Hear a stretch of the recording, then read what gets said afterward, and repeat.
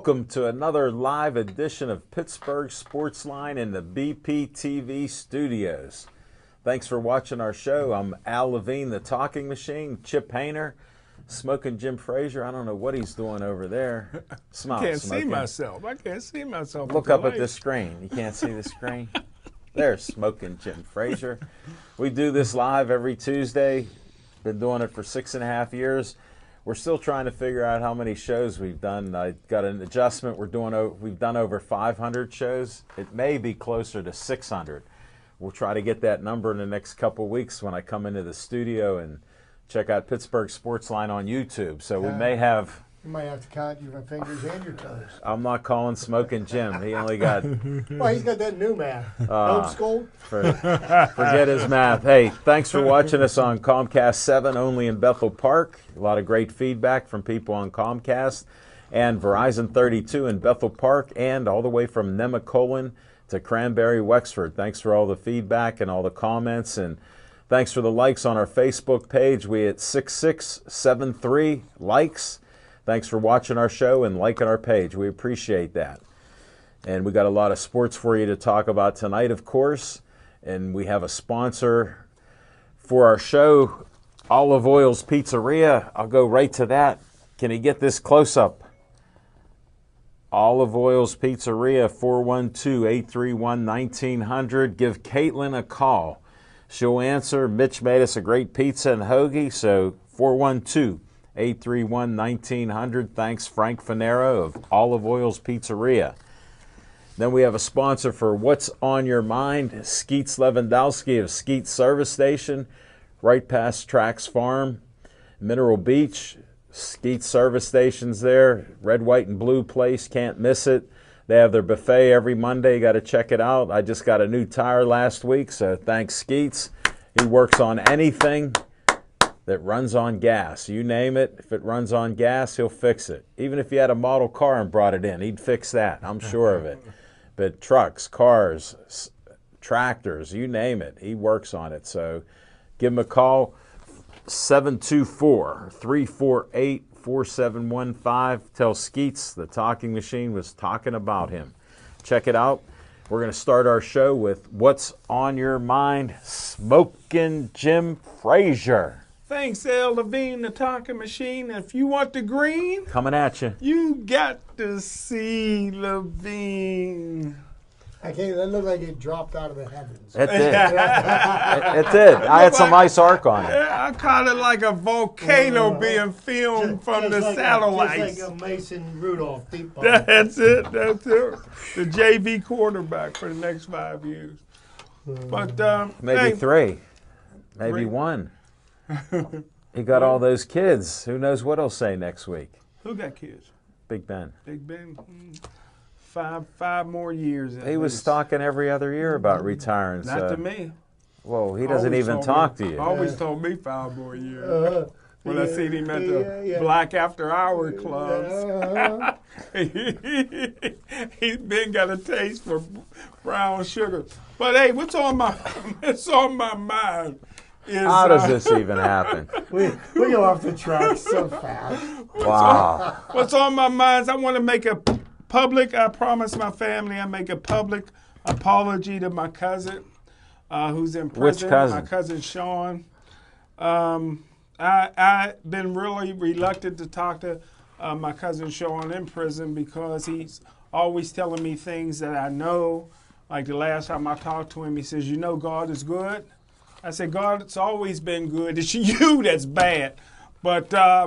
I want to apologize and be a better family member. And speaking of that, congratulations to Andre Fleury. And I know the Penguins can't afford him, even though all You these want to extra. explain that again? All these. You wanna I explain won't that? because it seemed to confuse people. But all these extra games is making Las Vegas millions and millions of dollars. And what people don't realize is I understand a winning team. We got a championship team here for the last 6 years. 7. And 7 years, and you need great people and great chemistry to make a championship team. And no matter what the cost, you don't get rid of a guy like Marc-Andre Fleury because His was a guy that the Penguins drafted, developed, and he's a living legend, and I wish him the best of luck, except for if they play against my favorite player, Alex Ovechkin. So go Washington Capitals, go Las Vegas, and the curse is on for the Penguins. They'll never win another championship, like I said, for what they did to Andre Fleury. The Fleury curse is on. His name's How'd this Mark curse? Andre, okay? His name's Mark Andre. Well, if we call him Andre Fleury, he could be a brother. In Homewood, we call him Andre Fleury, but you call him Mark Andre Hold Fleury. it. How did this curse come about? Just like you tried to explain the Art Rooney curse, Well, I actually, which isn't true. I actually explained the curse of the Pirates in 1992, and that's still going on. What curse The curse was that? of the what's the guy? Sid Bream. That was made up a few years after '92. Oh, I thought Said that was Brayden the curse. curse of the guy with the lollipop for a left arm, Barry Bonds. Yeah, that. Well, no, that that's because the curse- Pirates did to Sid Smoking Bream the Jim. same thing the No, Penguins that did curse, to. That curse happened a few years afterwards because people had to make an excuse of it. It was then. After they disbanded the team, they were making excuses. The curse Study is still the on history. since '72. How many years is that since '92? How many years is that for the I Pirates? can't figure it out. 26. Wow, you'll But never, who's counting? you'll never see a World Series. But that's it. That's what's on my mind. The curse. Mr. Positive has spoken. Nothing but a ray of sunshine over there. I'm getting tan as we speak. He's so bright. Thank you, Smoking Jim Frazier. Let's go to Chip Hayner. What's on your mind? Oh, thank you, Alan, and good evening, everybody. And what's on my mind? Well, let's start. Today was the beginning of football in shorts. So the OTAs have started, minus this most selfish player on the Pittsburgh Steelers roster, Le'Veon Bell. And Ben came to his defense today because he said that on his own radio show, coming out of his own mouth, that his words were misinterpreted regarding the Out of comments he made context. about the No, out of criticism context. of the Pittsburgh Steelers, their third-round draft pick, Mason Rudolph, and whether or not he should be a good teammate and try to help him. But I like how Ben's backtracking now today, and Ben actually even said, "Hey, I gave him some advice on one of the throws he made today." Way to go, Ben! You're the aces. But that's much to do about nothing. Hey, football in shorts. I can't recall any championships ever being won in May.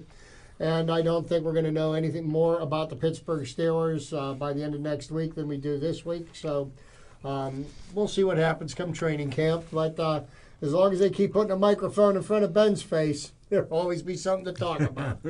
But the thing that really is on my mind this week, and once again, it does have some kind of a connection to the Pittsburgh Steelers, albeit though it's his brother, J.J. Watt, the Houston Texans, has stepped up, and for the unfortunate 10 people that were viciously murdered last Friday in a high school shooting and another high school shooting, he has put out the offer to pay for the funeral expenses for the 8 children and the 2 adults that were killed. And what a class act he is. I mean, last year when Houston got crushed by the hurricane, he raised Yeah, they were almost flooded out. 36 to $39 million in relief, and he made sure that the money went to the people that needed it. And I'll tell you what, is there a better example of how a professional athlete should give back to the community? And I think that deserves recognition. And Could you job ask well Smoking done. Jim? Ask Smoking Jim. Job well done, JJ. Oh, he's quiet. Thanks, Chip. Appreciate it. What was on my mind was the quotes from Big Ben, but Chip covered that, so. And it's your own radio show, so you could say what you want. He's been a drama queen. He loves stats. And one comment he did make is he saw Rudolph overthrow AB because he's not that tall, he said. That was a quote that they gave him, that he overthrew AB. So he's helping them. But we shall see. What's on my mind is the Buccos just lost 3 out of 4 to the Padres. Now they're in Cincinnati tonight. Don't change that dial. We've got Tyon on the mound. He one-hit him in April. Maybe he can one-hit him again tonight and get back in his winning ways. So I'm still with the Buccos. They're 2 games out, but they're in 4th place.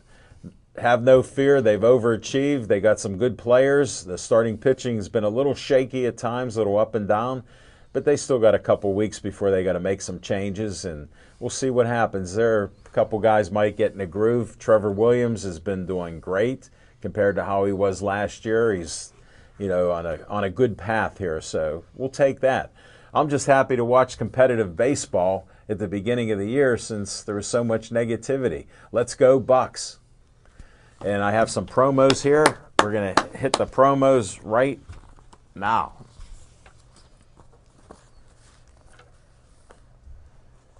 How do we look, Steve?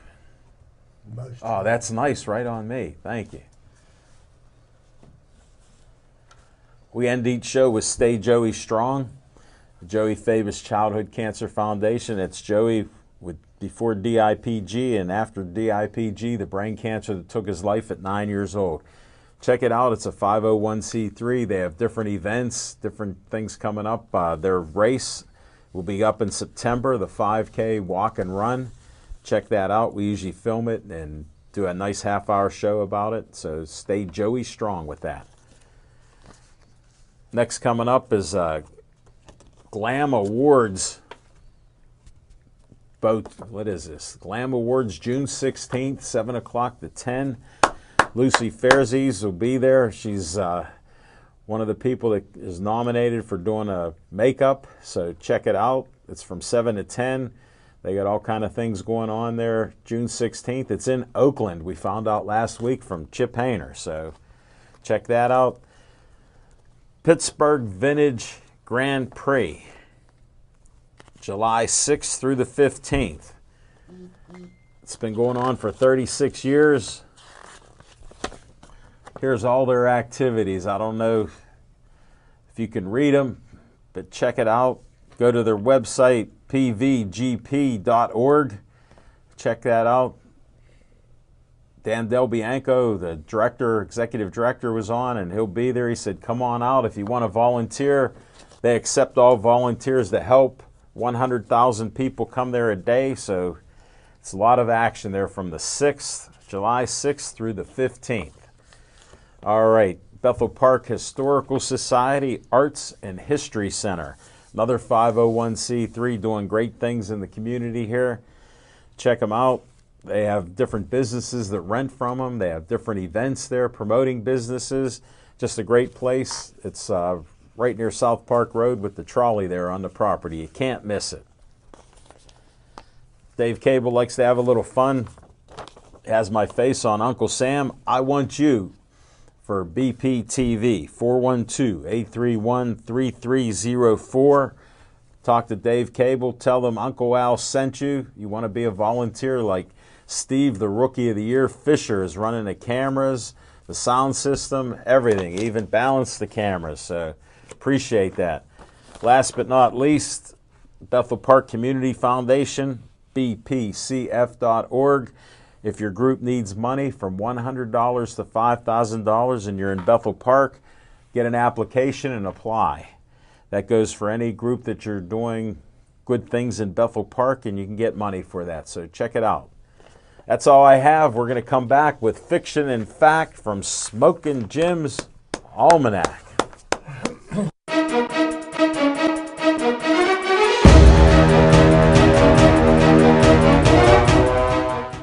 Visit the Oliver Miller Homestead, an 18th century reenactment site located just off the circle on Corrigan Drive in South Park. Self-guided tours are available each Sunday from May 1st until December 8th from 1:30 until 4:30 p.m. with guides in 18th century garb located around the grounds to answer questions and to give information. Your tour will begin in a reproduction bank barn where displays give information on the movement west. You will also see the Miller Still and learn about the production of whiskey and the importance of it and of the Whiskey Rebellion to this area. Follow the Miller Trail up the path and visit the transportation shed, demonstration shed, forge, a reproduction log house, the original spring house, gardens, and finally end at the stone house. Each month, the guides host at least one special event. The homestead is also a great place for tours, tailored to the needs of school-age children, scout groups, or adults. Visit our website at www.olivermillerhomestead.org for a schedule for the year and much more information on the history of the Miller family, our organization, and pricing information.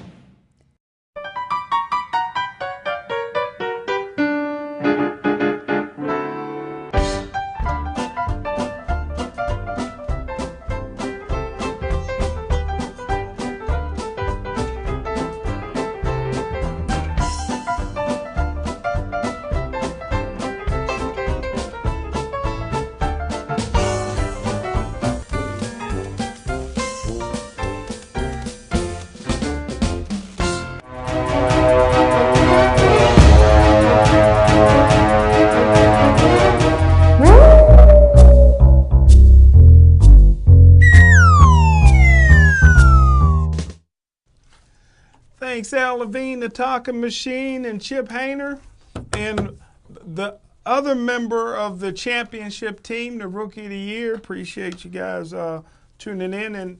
And what's on my mind is Pittsburgh Sportsline, Fiction and Fact from Smoking Jim's Almanac is Pittsburgh Sportsline Karma. Probably the greatest amateur boxer maybe in the area. It has to be one guy, Keontae Irving, who we interviewed, first national Golden Glove champion in a long, long time, a champion of any level. But back in the late 40s, Andy Kid DePaul, of course, was a national Golden Glove champion, and Darren Dolby. But the greatest amateur boxer in the history of southwestern Pennsylvania, in my opinion, is Vaquan "The Show" Kimbrough, who 22 years ago won the National USA Boxing Championship. Wow. He never fought in the Golden Gloves. And he was just so great that they're still talking about him even to this day. And Vaquan "The Show" Kimbrough was the guy that got me back into the boxing world. That was a nice picture you posted up on Facebook. Yeah, thanks, man. Thanks. That was a young picture of you. Huh? Yeah. Probably from like last week or something. Yeah, that's it. And 2 weeks ago. Vaquan "The Show" Kimbrough probably was a guy that could have easily fought and won a gold medal in the Olympics. But Tad Arnaud threw so much money at him. Tad Arnaud was the owner of Mountaineer, and this guy was like the Beatles out there. I mean, he sold out all the ballrooms, and they ended up having to move his fights when he had less than 10 fights into the Harv. And he would sell that out 5,000, and he was just, he had the good looks, he had the charisma, he had the boxing ability, the women loved him, and he loved the women, but at some point, he probably, even though he had a great trainer in Ian Kello, at some point, even as great as a trainer and as great as a boxer, sometimes you think you know it all. And I think a little bit that's what happened to Kimbrough. He was so great. I used to go watch him spar against Monty Mesa Clay, who was an animal in the ring, and Monty Clay couldn't even hit him. Really? He was that fast, powerful, strong. He got down to featherweight, which is 126 pounds, and he looked like a bodybuilder. Had muscles everywhere, and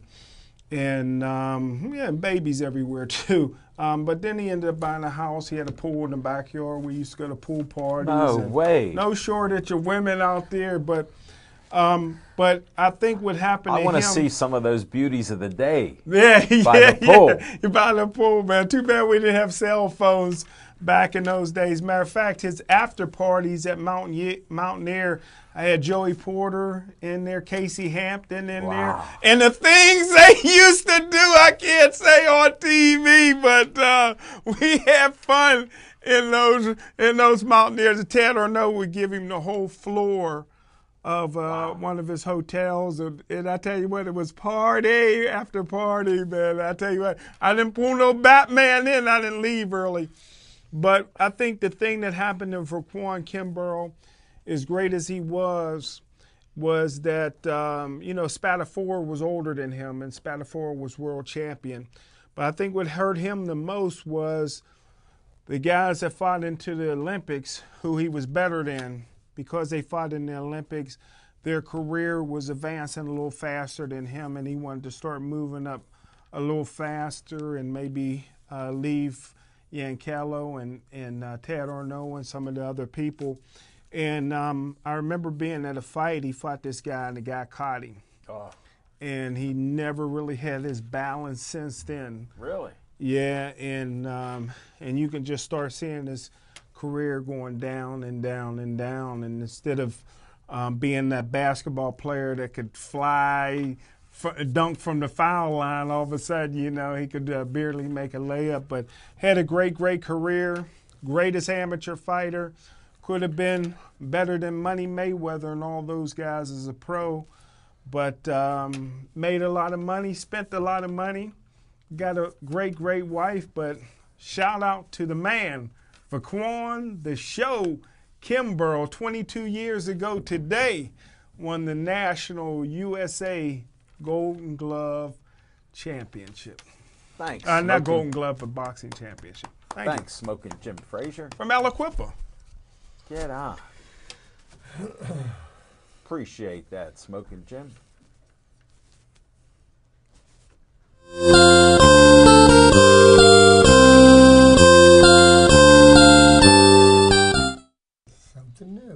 Good evening, everybody, and welcome to my trivia segment.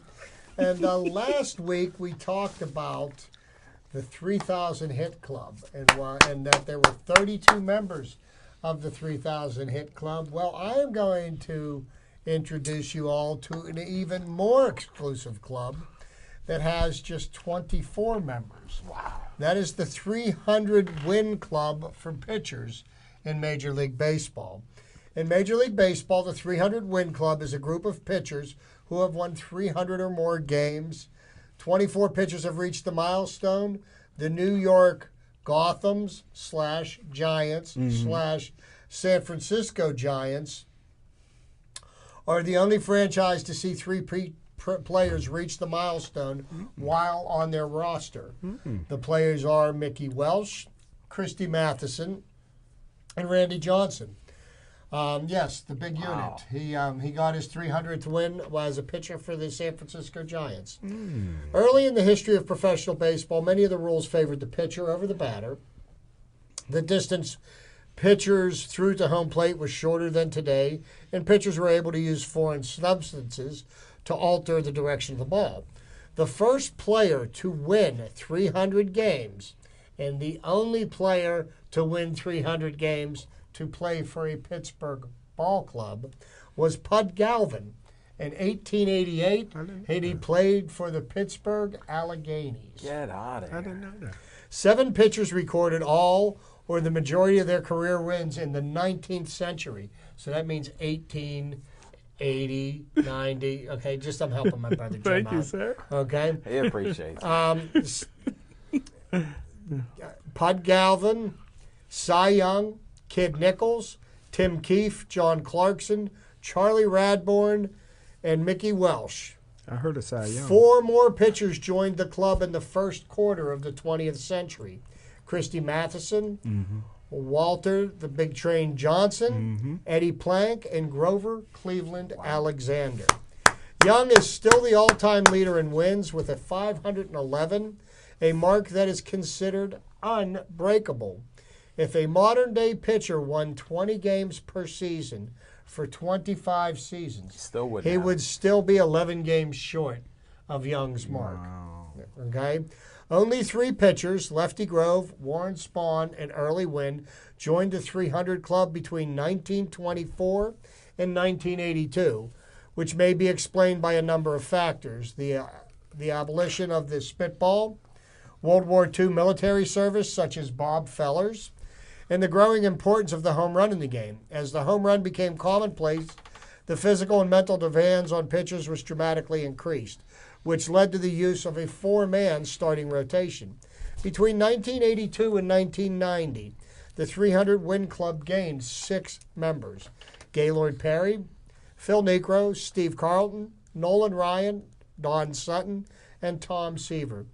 These pitchers benefited from the increased use of specialized relief pitchers and an expanded strike zone, and new stadiums, including Shea Stadium, Dodger Stadium, and the Astrodome, that were pitchers' parks, which suppressed offensive production, also increasing sophistication of training methods in sports medicine, such as Tommy John surgery, allowed players to maintain a high competitive level for a longer time.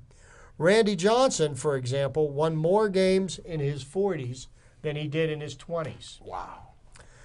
Since 1990, only 4 pitchers have joined the 300 Win Club: Roger Clemens, Greg Maddux, Tom Glavine, and Randy Johnson. Changes in the game in the last decade of the 20th century have made attaining 300 career wins difficult, perhaps more so than during the mid-20th century. The 4-man starting rotation has given way to a 5-man rotation, which gives starting pitchers fewer chances to pick up wins. No pitcher reached 20 wins in a non-strike shortened year for the first time in 2006. This was repeated in 2009 and in 2017. Wow. Nature of the game. Recording 300 career wins has been seen as guaranteed admission to the Baseball Hall of Fame. All pitchers with 300 wins have been elected to the Hall of Fame, except for Roger Clemens, who received only half the vote total needed for induction in his first appearance on the Hall of Fame ballot in 2013 and lost votes from that total in 2014. Clemens' future election is seen as uncertain because of his alleged links to the use of performance-enhancing drugs. To be eligible for the Hall of Fame, a player must have been retired 5 seasons or deceased for at least 6 months. Many observers expect the club to gain few, if any, members in the foreseeable future. 10 members of the 300 Win Club are also members of the 3,000 Strikeout Club. And just to give you an idea of the win totals of some of the top pitchers, I've run through their names once already. Number 1 on the list is Cy Young with 511 wins, followed by Walter Johnson with 417 wins. Wow. Next, Grover Cleveland Alexander with 373, as well as Christy Matheson. Next up, Pud Gavlin, 365, and he was the only pitcher to perform this feat while he was part of a Pittsburgh sports team. Warren Spahn, 363, Kid Nichols, 361, and one of my favorite pitchers of all time, the great Greg Maddux, 355 wins. So this is another one of the, there's some statistics in baseball that, measure greatness. And membership in the 300 Win Club does, in fact, make you great, but Only 24 of them. if you had to cheat to get there, I do think that does tarnish your accomplishment. And subsequently, the only person not in the hall is the one that cheated. Now, did all 3 of the pitchers for the Atlanta Braves hit 300 or just 2? They're all 3 in the Hall of Fame. Well, right? Glavine won And his Maddux. 300th game, but he pitched for the Mets when he did that. But all 3 of them did hit 300. I don't believe Smoltz did. Smoltz, okay. I don't believe Smoltz did. Okay, I keep forgetting. Greg about him. Maddux did, but he Glavine. did it. He did it as a member of the Chicago Cubs. Now, do you think the 2 records that'll never be broken is Cy Young and Pete Rose's record, or are they considered No, unbreakable? I believe the 2 records that will never be broken are Cy Young's Joe. and Joe DiMaggio's 56-game hitting Somebody will get that, but No, they streak. You really? but do you think somebody will get 4,000 hits? It's possible. But do you think? I- And I didn't know Grover Cleveland played no baseball. Grover Cleveland Alexander. Oh, okay. He's a three-namer, Jim. You like to do that, like you did that with Marc-Andre Fleury. You turned a three-name person into a two-name person. But being that I know how much you enjoy my baseball trivia, Jim, I appreciate I want to it, pass this on to you, Thank you, and maybe sir. I could enlighten you in some small measure. Thanks, This is Chip going Hanger. right next to my World Football League trophy. You mean the one that Paul Warfield and Larry Zonka won for you? Huh? We got to move on. Thanks, Chip.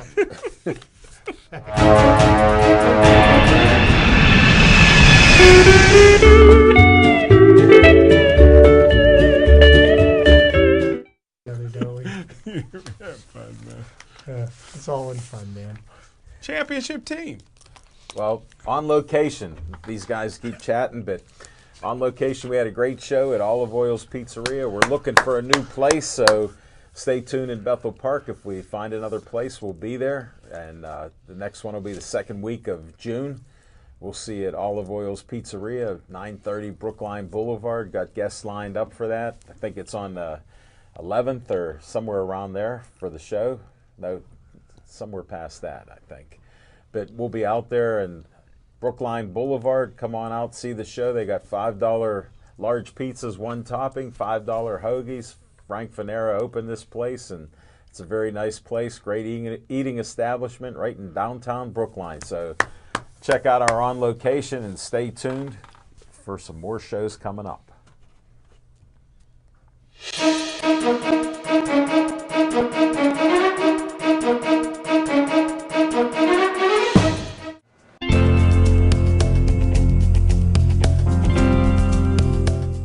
My honor. I would do my best to do my duty to God and my country, to obey the scout law, to help other people at all times, to keep myself physically strong, mentally awake, morally straight.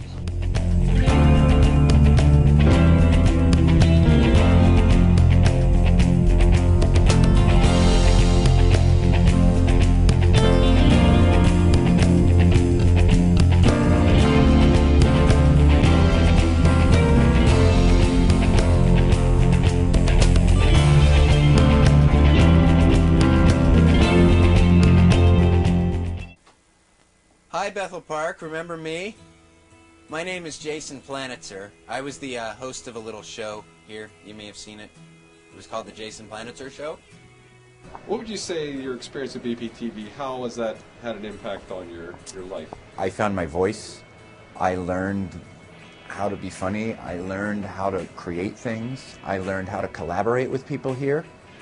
I developed an interest in film and comedy and making videos. It stuck with me. It continued through my life. I got into working on motion pictures. I now I'll produce small videos. I'll work with producers on commercials, television projects, feature films. I scout locations on TV shows and movies, which involves me reading scripts, finding the locations that need to be shot, and collaborating with the director and production designer to find the perfect spot. It all started at BPTV for me.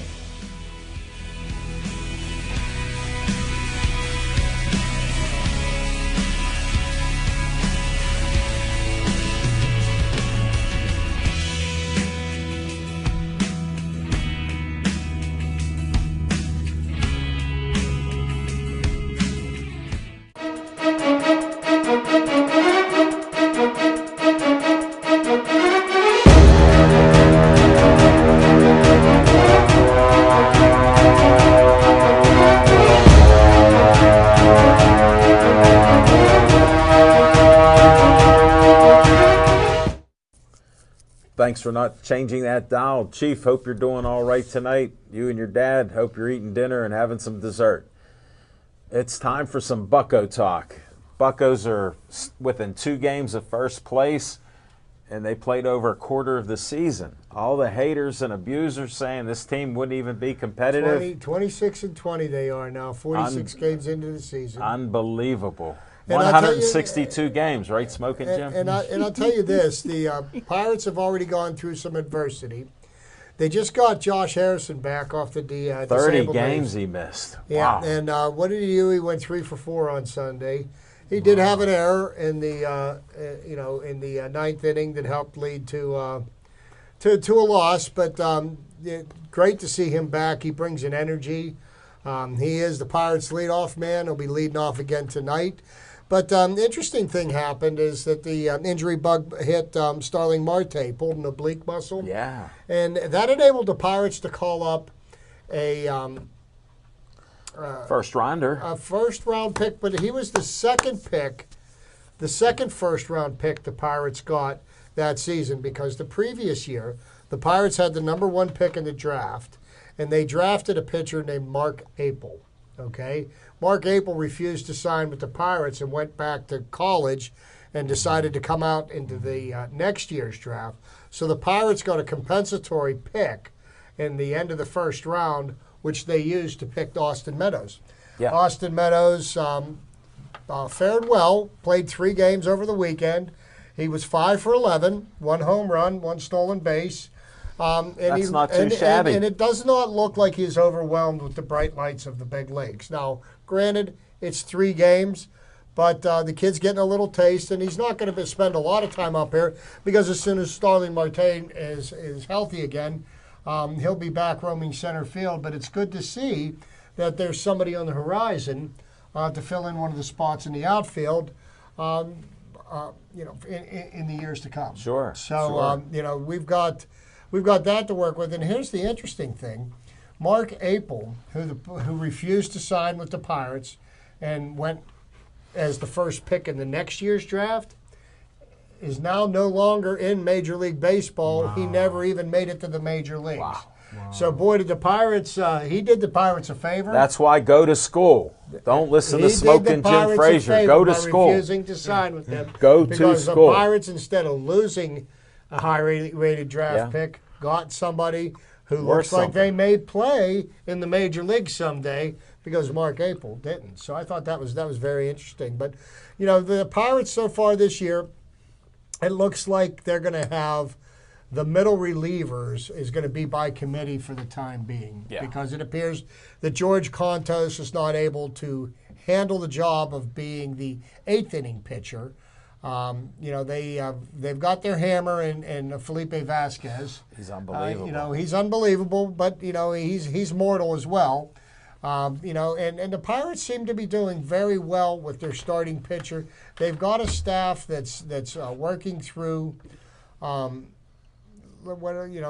through some growing pains. Yeah. Jameson Taillon started out the year very, very well, and had a few bad outings. And if you look at those overall numbers after his first 9 starts, he's got an ERA that's lower than 4. His WHIP is 1.26, which is respectable, not as good as you would like it to be. But you would think a few good outings. We need consistency from him. That's the biggest thing. He has one good game, then one bad game, so it makes it a little difficult there. And he's on the bump tonight in Cincinnati. So, we'll see if he can bounce back against the worst team in baseball. So, it would bode well for the Pirates to take 3. Really, the best you could usually hope for, 3-game series, take 2 out of 3, win the series. Yeah. But, this is a series I'd like to see the Pirates sweep, because the next 13 games, well, actually, including tonight, the next 13 games are all against division opponents. St. Louis and the Cubbies next. We've got Cincinnati for 3. We've got St. Louis for, I believe, 4. Yeah, and then the Cubs. And we've got the Cubs.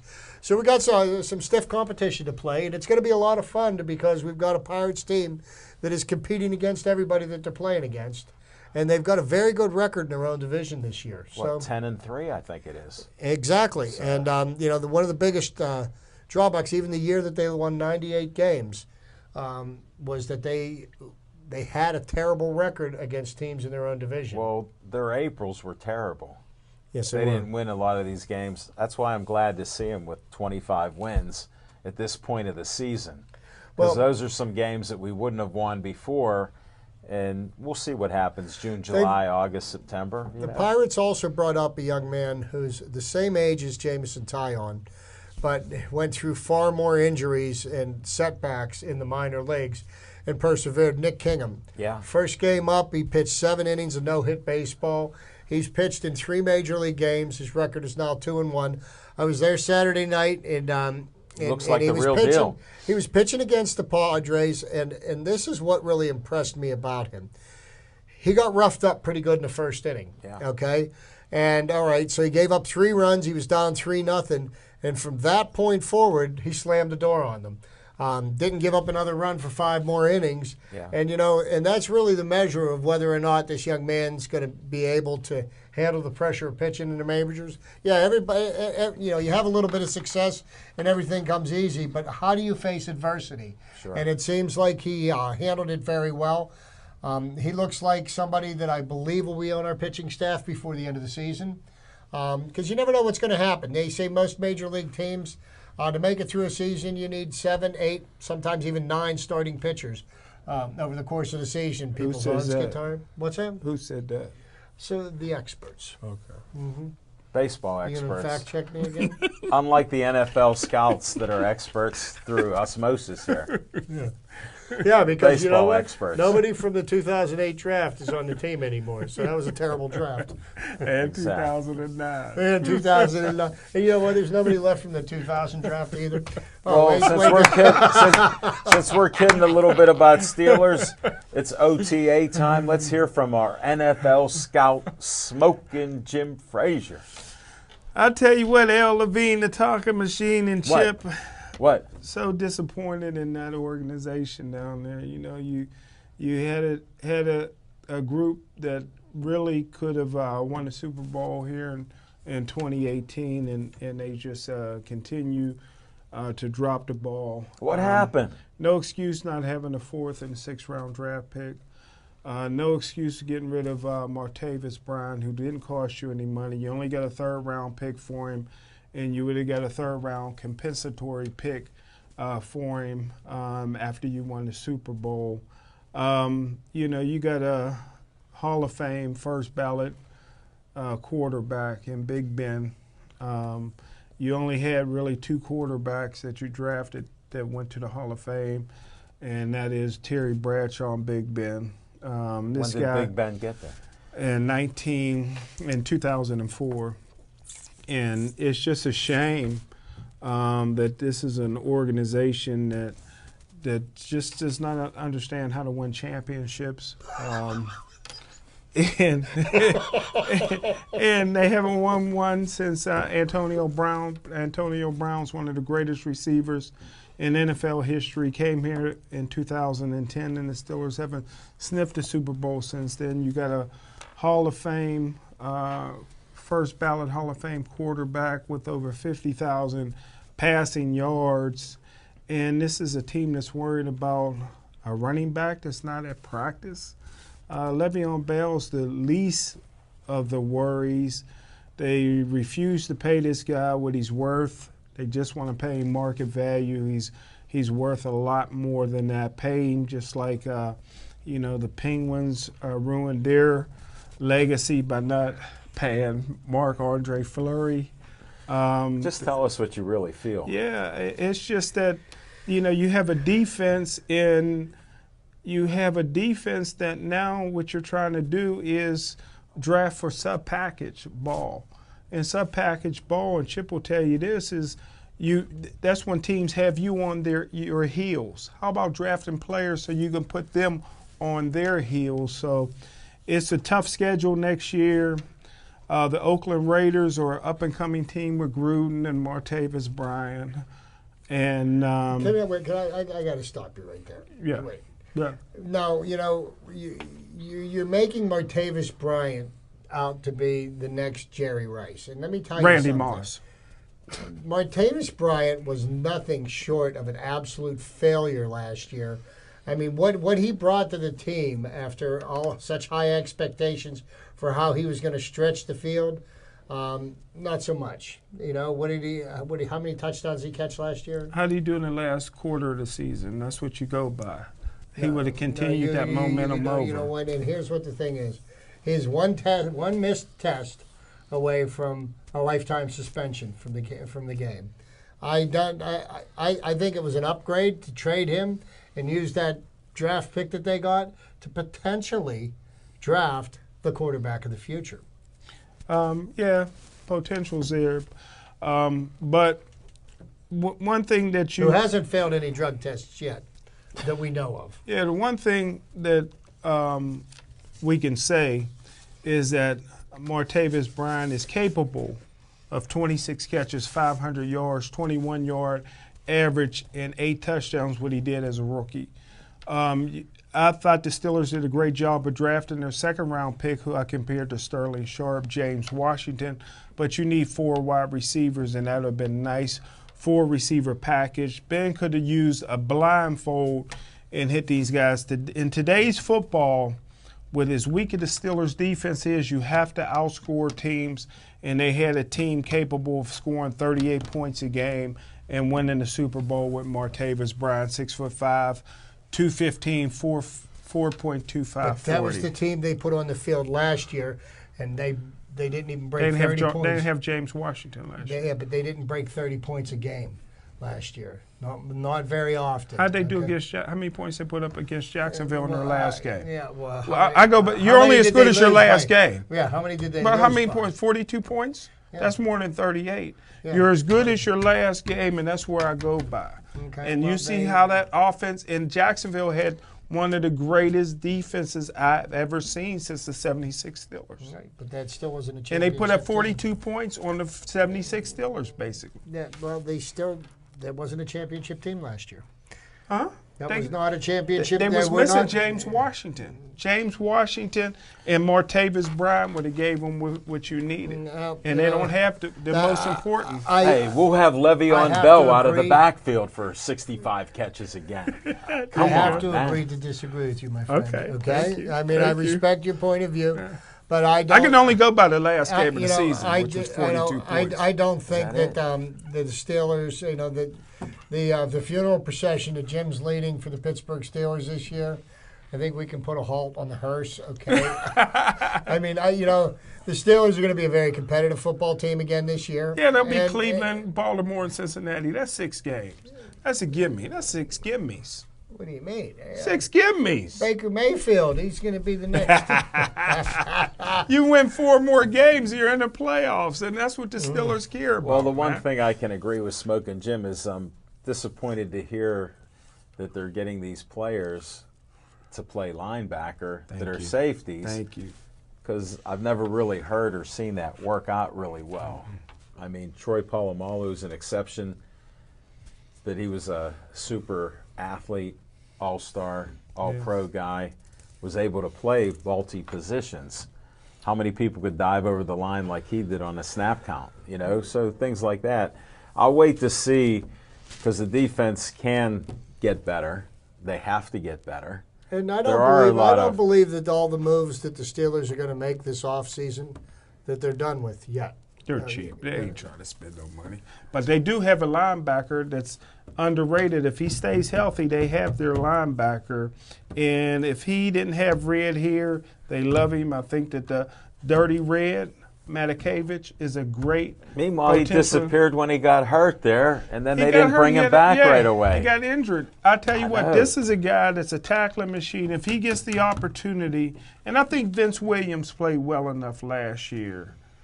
He played above his head. I think Vince Williams is a serviceable enough inside linebacker. I don't know if you don't win Super Bowl with serviceable. Well, here. I mean, look at Ray Lewis. How are we going to talk Super Bowl when they didn't replace Shazier? Shazier's not going to play. Shazier missed more tackles than any linebacker still in history, but we didn't replace him. But being disappointed in the Steelers after they made sure that Ryan got taken care of. That was good. That's a little harsh. That's a harsh statement. What? that you're disappointed in the way the Steelers have done business. Well, I give them credit for that. I mean, that's a class move every day of the week. Yeah. That's a great move because Shazier may never be back. Who could take a risk that if you make a tackle, you could be crippled? Now they did it the day after they put him on the PUP list. Now I don't know if they cut some heat for that because the PUP list means he don't get paid. So why would you do that a day after you put him on a PUP list? Because maybe the players' CBA union. The CBA says you Exactly. can do things in So we're giving them credit, but I don't know what's behind the scene. There was 24 hours there where the Steelers wasn't going to pay Shazier and they didn't have to pay him. But they came up and did the right thing. I think maybe there was some heat. Maybe there was no heat. Maybe there was no heat. Why wouldn't you just do it before you put them on the PUP list? That's putting the cart before the horse. Ain't that an old Western saying? Yes. Putting the cart before the horse. But they had to find the reality that the guy's not going to be playing this year. They didn't know that. It took them 24 hours to know No, they that? didn't realize he was having trouble walking and trying to get around. They So didn't see that at the track? no, they didn't see that. You didn't see it. So you guys are ignoring that stuff. But we do need a defensive team. We need some improvement there. I'm Need for you. defensive coaches. You know, you're carrying Joey Porter because his son Hold got it, we one got more year at Bradley. North Allegheny. The Bradley's players are- going to do a great They're job. raving about the knowledge that Bradley has. And he's a friend of mine. And one thing about Bradley, Bradley's one of the few coaches that I can call that'll either answer his phone or call you right back. So I give him a lot of credit well, for if that. he calls you right back, you may not pick up. And so. his memory, yeah, that's true. His memory is second to none. Prove it. He got the I don't like to waste the guy's time, but matter of fact, That's why I said he may not answer we're that getting call. together next week. Me and Coach Bradley, we're getting together next Oh, week. good. Well, can we get a report on the stuff you're not allowed to talk about? Yeah, you know I'm a talk. He's picking up the lunch tab. Yeah, always. Well, I'll eat free over. I got the brothers cooking over the Stiller facility. But hey, how about a congratulations to Coach Tomlin's son Dino? Came in second in the 100 meters in the WPIL championship. He's at Shadyside Academy? Shadyside Academy. How'd they get there? And he won the 300-meter hurdles, huh? How'd he get there? His dad, I guess, signed a letter of intent as he was smoking a cigar under the bleachers and transferred his son over, but he did good. Yeah. I think he'll be a senior this year. I think him and Joey Porter's son both will be seniors this year. I'm not sure about They graduating together. I'm not sure if Dino's will be a junior or senior, but he may only be a junior. Well, next year. time you talk to Mike, just ask him. Yeah. No, wait a minute. Just No, ask he'll Mike. Be a senior. He'll be a Ask senior. Mike. So now, while we're at it, Mikey. we've got the NBA's getting down to their final 8. Yeah. Cleveland and Boston are tied up at 2-2. You've got Golden State. and Greatest Houston. team of all time. Which one's that? Penguins can learn a lot from them Golden State Warriors. How you keep a team together. That's how you do. Okay. So the NBA playoffs are still going on. And we're almost down to the final 2 in the NHL playoffs, Stanley Cup playoffs. Congratulations on the Las Vegas Black Knights. Marc-Andre Fleury seems to be the spark plug for that team. Yeah. This is the first expansion team to make it to the Stanley Cup Finals in NHL history. And I do believe that what the NHL will do for any future expansion teams Seattle. is change the rules. Because basically, instead of having an expansion team playing in Las Vegas, they basically have an all-star team because they got the pick of the litter from every other team in the league. Sure. And they were able to You got to give their stockpile GM a lot of You got to give their GM a lot of credit with who he picked. But there is still the potential for 2 former Penguins to make it to their 3rd Stanley Cup final in a row. Marc-Andre Fleury would be one, and Chris Kunitz for the Tampa Bay Lightning Bolts will be playing against the Washington Capitals tomorrow night in Game 7. And Alex Ovechkin How can you say is that? going to come up short again in another Game 7. And I believe it's going to be the Tampa Bay Bolts and the Las Vegas Knights playing for the Stanley Cup. Who will win that? Knights. To be honest with you, I think the best team in the NHL right now is the Tampa Bay Lightning Bolts, to be very honest with you. I think they are the strongest team. You know, when we were here last Tuesday, Jim was riding high on the fact that the Capitals won 2 games in Tampa, and there was no way that Tampa was going to win 2 games in Washington until they did. And then they went back to Tampa and they won. They won Game 5 there. They won 3 in a row. Last night, Game 6 in Washington, the Capitals were on the verge of elimination, and they pulled out another win. So it's for all the marbles in Game 7 How did tomorrow Ovechkin night. do last night? I have no idea. I don't follow his statistics. Then you should be Jim, telling us. I follow people with championship pedigree, all right? And unfortunately, Alex Ovechkin has never won a championship on any level. Olympics? No, well, the Russian hockey team actually won a championship. Without him. With finally, they didn't have him on the team. They won. How's that happen? The NHL kept all the players here. You They know, weren't so- allowed to be in but the I'm Olympics. gonna bust Jim's chops. And don't you worry, when I find out the score of the game tomorrow night, I'll be texting Jim. Text me. When I get up in the morning, because, you know, I gotta get my beauty sleep at And night, I don't right? sleep. See? That's why he answers my text at 4:15 when I'm walking out the door. Yeah, he's still up. And Smoking Jim and I will be at the Priory Hotel on Friday night. Boxing, Mike McSorley, boxing trainer. One of the greatest cut men in the corner. I was talking to him today. He was talking about some cuts and things that he does. He had a fighter scratch, and there's a couple different scratches on the card. But there'll be pro fights. One guy that's been on our show, the openly gay boxer, JT Barrett. First time ever. Yeah. Pittsburgh. Gay boxer will be on the card, so there's a lot of feedback on that. With the City Paper featured him on the cover, so JT's famous with that. You got a copy? We can get it. I don't have it. No. I don't have it. It was at Skeet Service Station Okay, the other day. okay. I read it. Interesting article, but there'll be pro boxing at the Priory Hotel. It's a great venue. Yes, sir. He told us we got press passes. We'll be up in the balcony looking down on the fight. So Right. we'll have some fun. I'll be putting a Friday bet on night. the ponies Friday night down at the Meadows. Hey, You got talking some- about the ponies, There you go. Well, before you go Justify. Go there, ahead. well, is one of Ovechkin's cousins fighting on the No. court? We got a couple Russians, right? No, they're from a different town. Ukraine?